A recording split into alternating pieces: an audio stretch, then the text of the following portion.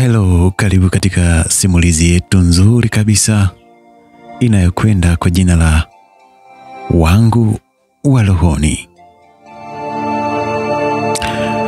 Simulizi yetu ni nzuri sana, hakikisha unakuwa nami mwanzo mwisho. Jambo kubwa ni kuhakikisha una subscribe, unatoa maoni yako na kulike. Pia na kuturn notification ili kila video ambayo tutaposti ikufikie. Share kwa marafiki tuwe wote. Simulizi yetu Wangu wa Rohoni. Hiki ni kipande cha kwanza. Ni asubuhi na mapema.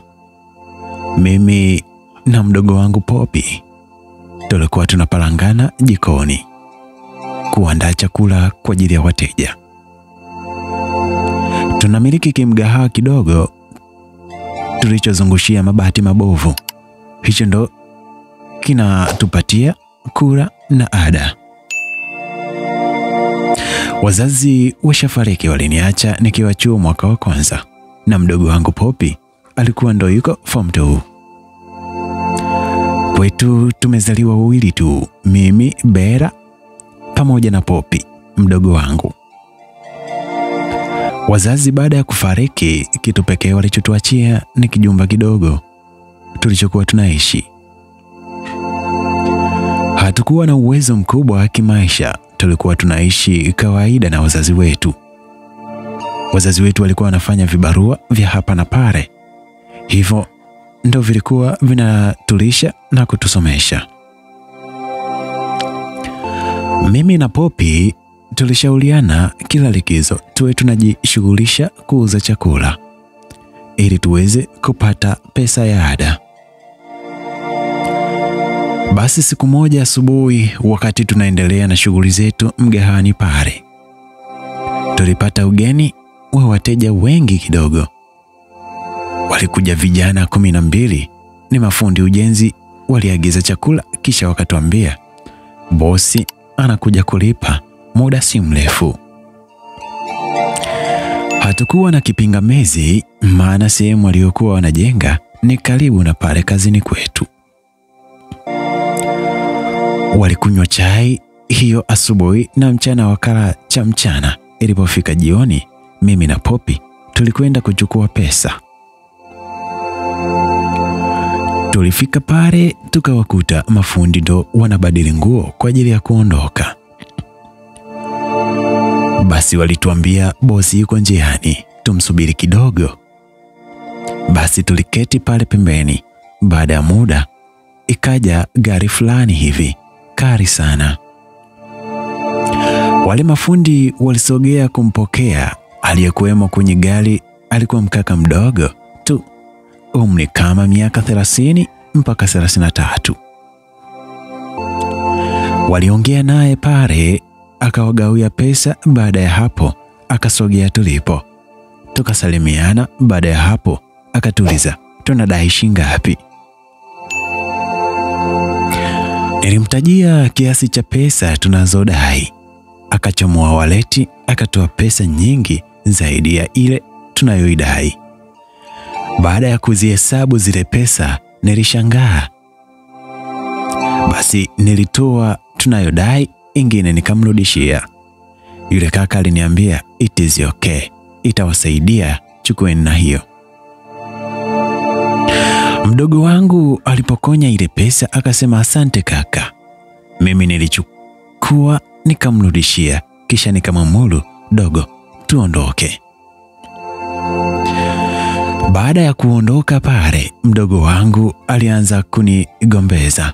Alidai shule zinafunguliwa wiki ijayo tu na hatujapata ada ya kutosha.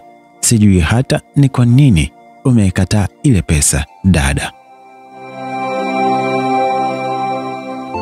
Hebu kaa kimya Poppy, hivyo unafikiri kuna cha bure? Koma kuparamia pesa za watu, zitakuja kukutokea puani mdogo wangu. Sasa dada, ada tunalipaje? Na nini? Ni nani atayetusaidia? Usijali Poppy, mimi nitajua cha kufanya. Lakini dada, kwa nini umeiacha ile pesa? Huenda yule kaka ametupatia kwa sababu sisi ni yatima. Poppy, tafadhali acha ujinga huo. Hivi mtu anakusaidia bila kukujua? Hebu acha tamaa, ada tutaipata tu. Wakati tunaendelea kubishana na Poppy, ghafla tukasikia mtu anatuita kwa mbali. Kugeuka tukamwona mmoja wa wale mafundi akiwa anatukimbilia. Tulisimama kumsubiria.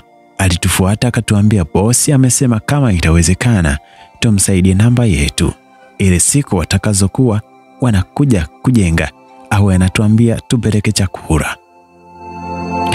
Ikumbukwe hii ni Vam TV. Subscribe, like, toa maoni yako. Bana, tunaendelea namna hiyo. Niliona hiyo ni fursa siku watakazokuwa wanajenga mafundi. Tutakuwa tunaamka saa 10 za usiku kwa ajili ya kuandalia kisha kuwapa chakula asubuhi kabla sijaenda chuoni. Kabla sijaenda chuoni nitakuwa nawapelekea nipate pesa ya nauli za kwenda chuoni. Nilimpatia namba akaondoka. Mimi na Poppy tulirudi pale mgahawani kwetu tukaosha vyombo. Tukapaweka sawa, then tuliondoka kwenda nyumbani. Siku tunazokuwa mgahawani huwa tunaondoka huku tumekula cha usiku. Tukifika nyumbani ni kuoga na kujisomea tu. Siku hiyo baada ya kufika home, nilioga nikamaliza nikaanza kujisomea. Simu yangu ilianza kuita. Nikapokea namba ngeni. Sauti kama naijua, ni kama yule bosi aliyeomba namba ili awe ana oda chakula. Hello. Nikaitika hello. Samahani, naitwa Hemedi. Yule kaka aliyeomba namba alijitambulisha hivyo. Na mimi nikamwambia naitwa Bella. Samahani kuhusu usumbufu Bella. Tunaweza tukafahamiana zaidi? Nope. Hapana kaka. Ilibidi kama unataka nilisubiri kama unataka kuweka oda ya chakula na kusikiliza. Nilipoongea hivyo Poppy akanifinya akawa ananiambia, dada, unahitajika na mtu wa kukupenda, sijui kwa nini unamkataa kila mtu. Usimjibu hivyo dada please. Sikujali anachoniambia. Poppy niliendelea kumkazia jamaa.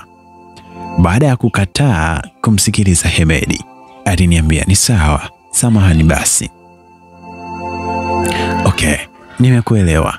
Kesho naomba mtuletee chakula. Mafundi watakuwa watu kadha, chakula cha asubuhi na mchana. Sawa Hemedi, nitafanya hivyo. Asante kwa oda yako na kuahidi nitatekeleza ipasavyo. Ubarikiwe sana. Hemedi alivutiwa na hayo maneno. Akaniambia usijali Bella, natamani sana kukufahamu kwa undani, lakini kama hutojali hilo haliwezekani. Sorry. Jamaa alikuwa akiongelea ishu ya chakula na mjibu kwa nidhamu. Ile ya haya mambo mengine na mkazia baraa. Kabla hatujamaliza kuongea na Hemedi, basi Hemedi aliniuliza kitu kimoja. Alitaka kujua kama huwa tunapika na chakula cha usiku pale kwenye kimgahawa chetu. Hapana bosi, ni breakfast na lunch tu bosi. What? Bella, umenitaje? Sipendi uniite hivyo tena. Niite Hemedi tu inatosha. Mabosi hawapendi kuitwa mabosi. Ila sasa sisi maskini tunavolipenda hilo jina. Nilimuomba samahani mapema kabla hajachukia. Akasema okay. Hemedi aliniambia kama itawezekana kuanzia kesho eti nianze huwa napika chakula cha usiku pia. Atakuwa ananilipa pesa nzuri tu. Jamani, jamaa, kwani siku zingine alikuwa anakula wapi? Ikumbukwe hii ni simulizi wangu wa rohoni, simulizi kali kabisa. Ungana nami mwanzo mwisho. Na hii ni Vam TV, subscribe, share, like, toa maoni yako. Niliwaza haraka nikasema huenda hizi ni njia Mungu anatufungulia za kutupa ada sisi yatima wake. Nilimwambia Hemedi it is okay. Kwa hicho chakula kitakuwa cha watu wangapi? Akasema ni chake yeye tu, atakuwa ananipatia, anaenda kula nyumbani, then anarudisha vyombo asubuhi. Sawa basi, nimekuelewa. Na chakula kitakuwa cha aina gani? Maana hicho cha mtu mmoja si itakuwa niwe napika chakula anachojisikia kula. Kwa kweli Hemedi aliniambia ni kweli, but mimi nitakutajia tu vyakula ninavyovipenda. Zeni nitakuwa nakupa pesa ya mahemezi ya wiki nzima, then wewe utakuwa unapangilia kipi cha kupika. Pesa ya mahemezi ni pesa ya budget jamani. Okay, sawa basi Hemedi, naomba nikutakia usiku mwema. Tuliagana hivyo, huku pembeni kadogo kangu kaka kanacheka tu. Yani Popi, unacheka nini wewe? Badala ujisomee. Dada, mbona huyo kaka alikuwa anakuongelesha hivyo? Ni kama vile anakupenda. Hivi huyu ni chizi anawaza tu upuzi. Ila simlaumu, maana ndo yuko kwenye umri wa foolish age. Foolish age ni miaka ya kubarehe. Nilimpiga kibao kidogo kichwani nikamwambia soma huko, uache upuzi. Tuliendelea kusoma mpaka saa 6 za usiku. Tukaingia kulala. Kisha siku iliyofuata kama kawaida, tuliamka mapema. Tukaenda sokoni, tukahemea makorokoro ya mgahani. Zeni tukaenda kuandaa chakula. Tulipika chai na vitafunwa, tukapeleka kule saiti kwa bosi Hemedi. Yeye hakuwepo. Walikuwepo mafundi tu. Siku hiyo nimefika pale, mambo yalikuwa tofauti na jana. Yani siku hiyo mafundi walionyesha heshima fulani hivi. Nikabaki na shangaa.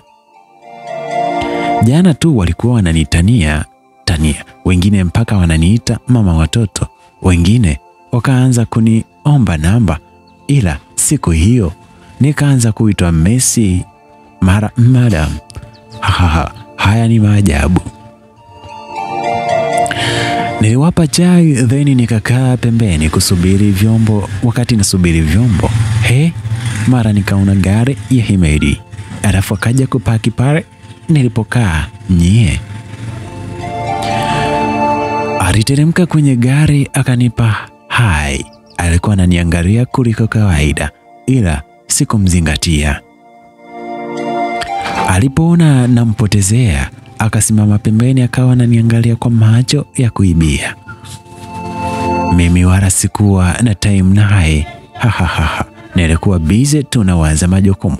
Mimi ndo mama, mimi ndo baba kwangu na kwa mdogo wangu. Sina nafasi ya kuwaza ujinga hata kidogo.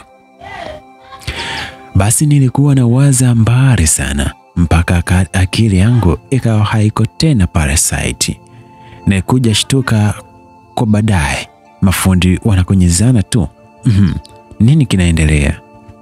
Sondona ikabidi nigeuke kumwangalia Hemedi, nikakuta mkaka wa watu keganda jicho liko kwangu. Kwa vile mafundi walishamaliza kula, nilikwenda kuchukua vyombo vyangu niondoke. Hemedi akaniita akaniuliza kama chai ipo.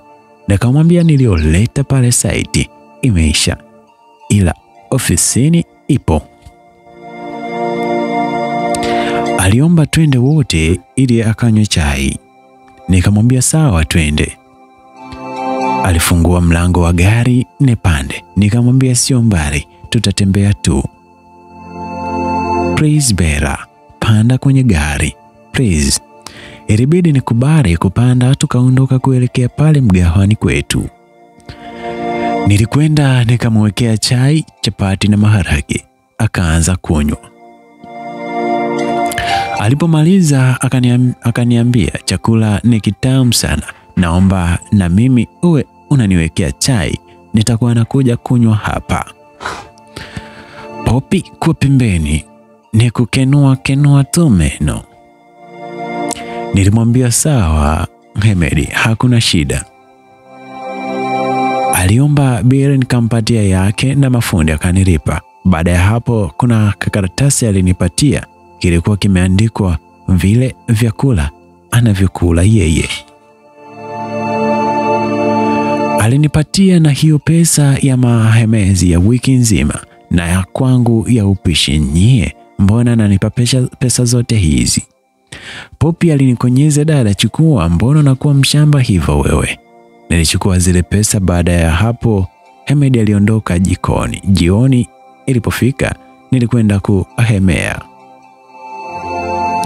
Siku hiyo nilipanga kumpikia samaki na ndizi pamoja na juisi ya embe na passion. Niliingia jikoni, mtoto wa kitanga, mapishi na yajua si kitoto.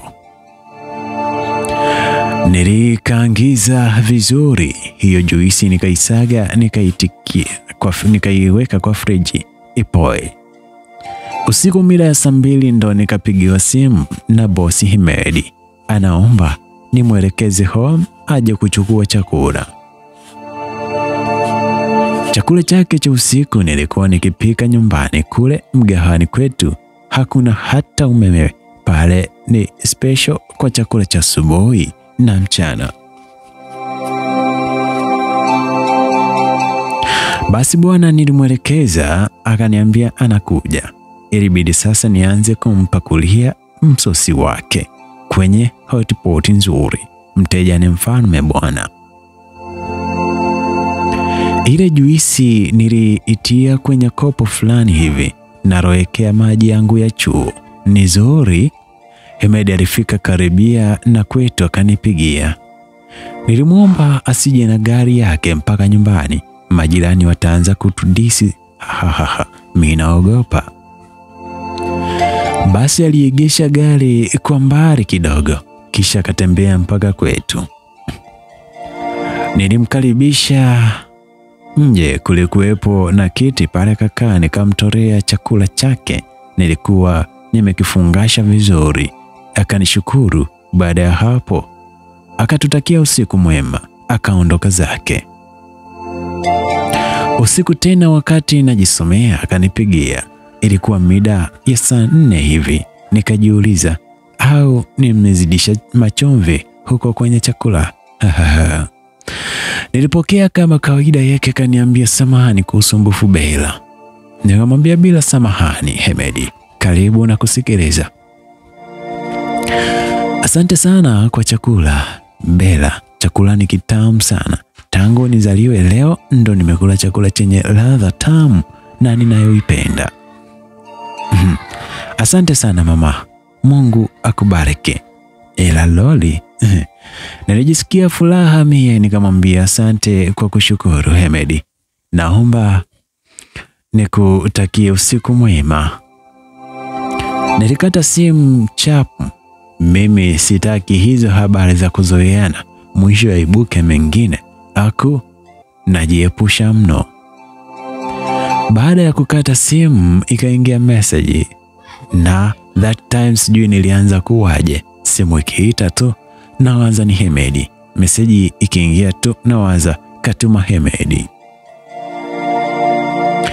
Nilifungua message, kweli ilitoka kwa Hemedi. Aliniuliza kama niko free anipigie tuongee. Nilimkatalia.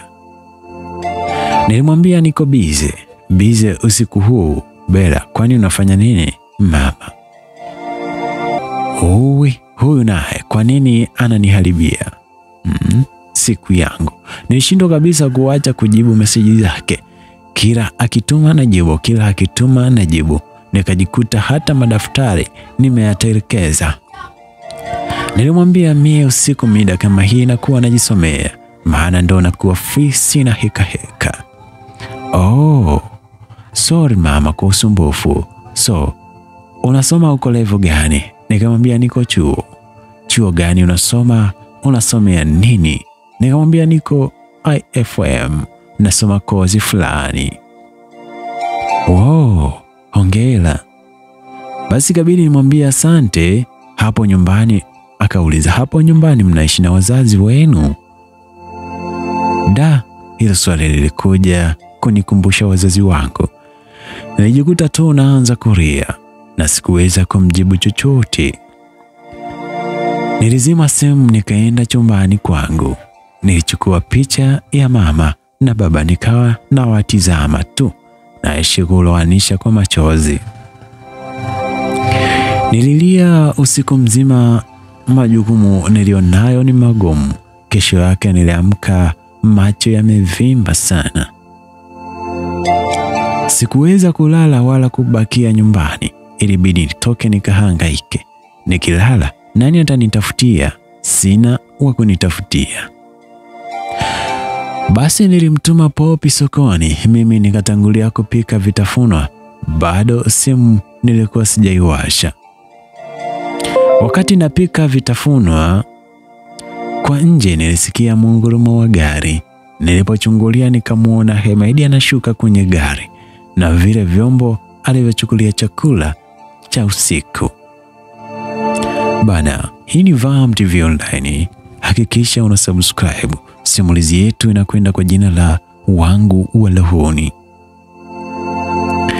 Hemedi alipiga hatua mpaka ndani, na mida hiyo sikuwa na mteja yote, maana ilikuwa asubuhi sana. Nilipua nilichokuwa napika nikaenda kwanza kumpokea. Aligundua siko sawa. Swali la kwanza aliniuliza, Bella, are you okay? Nilishtukia tu machozi yananitoka bila kujizuia. Nilimwambia no, I'm not okay Hemedi. Aliweka vile vyombo pembeni then akanikumbatia. Wakati Hemedi amenikumbatia, kwa bahati mbaya Popi na yeye alirudi kutoka sokoni akawa ametukuta. Nilimwachilia Hemedi haraka, nikarudi nyuma kuendelea na kazi yangu. Sikuweza kumweleza chochote, naye aliona mazingira sio rafiki, ikabidi aondoke, lakini hakuwa okay kwa sababu ya hali alioniacha nayo. Tulisaidiana na Dogo kuandaa chakula kabla wateja hawajaanza kuja. Mida ya saa 4 mimi nilipeleka chakula site kwa Hemedi. Popi akabaki anahudumia pale ofisini. Siku hiyo nilienda nikamkuta Hemedi kule site. Alikuwa tu amekaa ndani ya gari lake. Niliwapa chai mafundi. Nilipomaliza akaniita kwenye gari. Sikuenda. Watu wataanza kutujadili wakati hakuna hata kinachoendelea kati yetu. Alipoona siendi aliamua kutelemka kwenye gari. Akanifuata pale nilipokaa. Alikuja akaniambia tuongee, mimi nikamkatalia. Nikamwambia hapa sio sehemu sahihi. Aliniomba tuzungumze nyuma ya nyumba. Muda huo mafundi wanakula. Nilimkubalia, tulienda nyuma ya nyumba. Hemedi akaanza kuniuliza, nina shida gani? Kwanza nimevimba sana macho kama mtu niliyekesha nikilia. Nilimwambia kuna vitu tu vinanisibu. Alianza kunibembeleza nimwambie. Lakini naanzaje kumwambia mtu hata simjui? Nianze kumweleza matatizo yangu?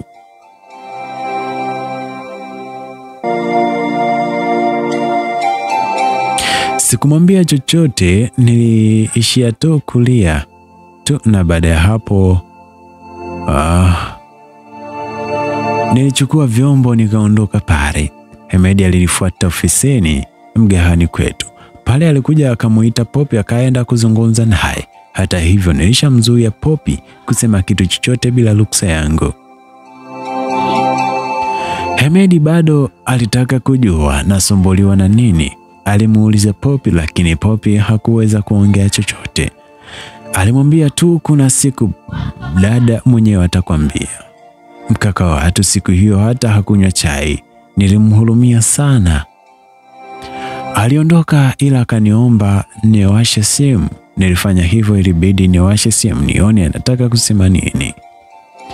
Baada ya kuwasha simu alinipigia, akaniuliza kama nimekula. Nikamwambia sina appetite ya kula chochote. Alinibembeleza mno, akaniomba nile chakula.